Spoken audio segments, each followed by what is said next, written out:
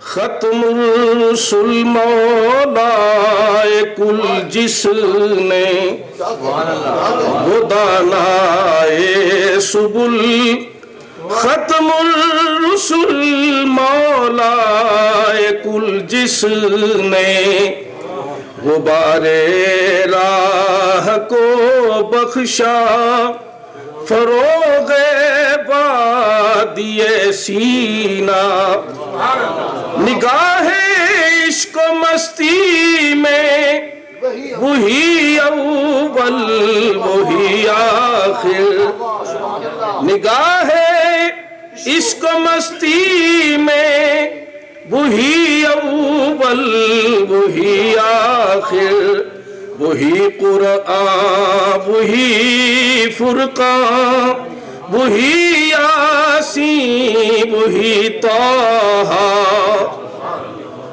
قابل صد احترام صدر گرامی قدر معزز مکرم علماء و مشائخ اہل سنت، حاضرین و ناظرین و سامعین کرام، آج کی یہ پروقار ختم نبوت کے سلسلہ میں مرکزی جماعت اہل سنت برطانیہ و یورپ کے زیر اہتمام آپ سبھی ہر سال تشریف لاتے ہیں اور سرور عالم نور مجسم صلی اللہ تعالیٰ علیہ وآلہ وسلم کی ختم نبوت سے اپنی وفا اور محبت کا ثبوت مرحمت فرماتے ہیں۔ اسلام عقائد، عبادات، معاملات اور آداب کا مذہب ہے جس میں سب سے بنیادی حیثیت عقیدہ کی ہے۔ آغوش قبر میں بھی سب سے پہلا سوال عقیدے کا ہوگا، لہذا عقیدہ ختم نبوت کو زیادہ سے زیادہ اس دور میں مضبوط کرنے کی ضرورت ہے اور خصوصاً اپنی نوجوان نسل کو یہ بتلانے کی ضرورت ہے کہ عقیدے کی اہمیت دین کے اندر کیا ہوتی ہے۔ عقیدہ اگر درست نہیں، کوئی عمل اللہ کی بارگاہ میں قبول نہ ہوگا، اور قبر میں بھی جو کہ آخرت کی طرف برزخ میں پہلی منزل ہے، عقیدے کے 3 سوال ہوتے ہیں۔ تیرا رب کون ہے؟ تیرا دین کیا ہے؟ تو اس ذات گرامی کے بارے میں کیا کہا کرتا تھا؟ تینوں سوال عقیدے سے تعلق رکھتے ہیں۔ اور جہاں تک رسول اللہ صلی اللہ تعالیٰ علیہ وآلہ وسلم کی ختم نبوت کا تعلق ہے، علماء سے آپ اکثر سنتے ہیں، آج بھی بڑے گراں قدر خطابات ہونے والے ہیں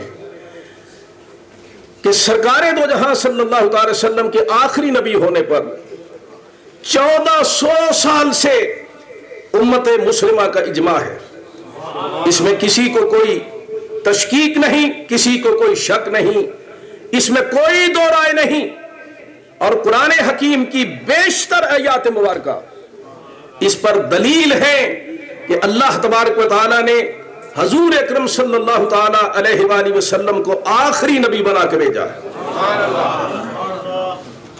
مولانا ظفر علی خان نے ایک دور میں ایک نظم کہی تھی، جب یہ قادیانی فتنہ بڑے عروج پر تھا۔ میں چاہتا ہوں 1-2 شعر میں بھی آپ کے سامنے وہ پیش کروں۔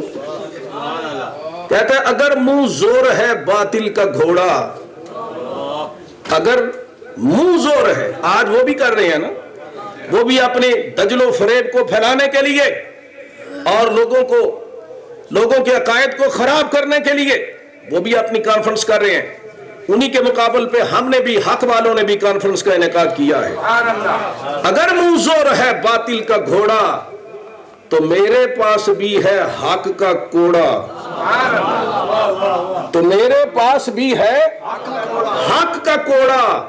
چلی پنجاب میں جب دین کی گاڑی تو اٹکا قادیانیت کا روڑا، کیا مرزا نے بدنام انبیاء کو، استغفر اللہ، کیا مرزا نے بدنام انبیاء کو، محمد مصطفیٰ تک کو نہ چھوڑا، دیے اسلام کو چرکے جنہوں نے، انہی سے اس نے اپنا رشتہ جوڑا، نبوت لنگڑی اور اندھی خدائی، ملا ہے خوب ان دونوں کا جوڑا. اور آخری شعر قابل غور ہے, یہی اس کی نبوت کی ہے پہچان, یہی اس کی نبوت کی ہے پہچان کہ مر کر بھی نہ منہ لندن سے موڑا. جہاں کی مٹی تھی, جہاں کا خمیر تھا, وہیں پہنچا. یہیں سے خود کاشتہ پودے نے جنم لیا اور یہیں پہ انہوں نے اپنا مرکز قائم کیا. تو حضور علیہ الصلوۃ والسلام کی حدیث پاک, سَيَكُونُ فِي أُمَّتِي ثَلَاثُونَ كَذَّابُونَ دَجَّالُونَ كُلُّهُمْ يَزْعُمُ أَنَّهُ نَبِيٌّ وَأَنَا خَاتَمُ النَّبِيِّينَ لَا نَبِيَّ بَعْدِي. حضور صلی اللہ علیہ وسلم کا مشہور ارشاد پاک ہے, میری امت میں 30 جھوٹے دجال پیدا ہوں گے, فریبی پیدا ہوں گے. ہر کوئی یہ زوم رکھے گا کہ وہ خدا کا نبی ہے, لیکن حضور نے 1400 سال پہلے فرما دیا, وَأَنَا خَاتَمُ النَّبِيِّينَ لَا نَبِيَّ بَعْدِي, میں سب سے آخری نبی ہوں, میرے بعد کوئی نبی نہیں. ارے اگر نبی ہی ہونا تھا تو صدیق اکبر میں کیا کمی تھی, یار غار میں کیا کمی تھی, جس کو سرور عالم نے اپنا وزیر ارشاد فرمایا اور ہر دم اپنے ساتھ رکھا, ہر مشورہ میں جو سرور عالم کے ساتھ ساتھ رہے. اس صدیق اکبر کی عظمتوں پہ قربان جائیں, کیا ان میں کوئی کمی تھی؟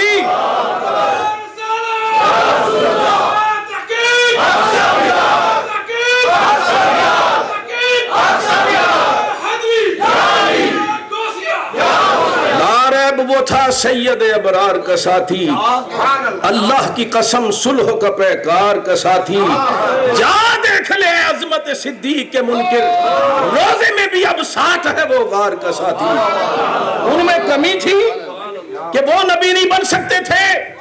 فاروق اعظم میں کمی تھی, ان کو تو سرکار نے بول کر ارشاد فرمایا, لو کان بعدی نبی لکان عمر, اگر میرے بعد کوئی نبی ہوتا تو عمر میں صفات نبوت بدرجہ اتم پائے جاتے ہیں.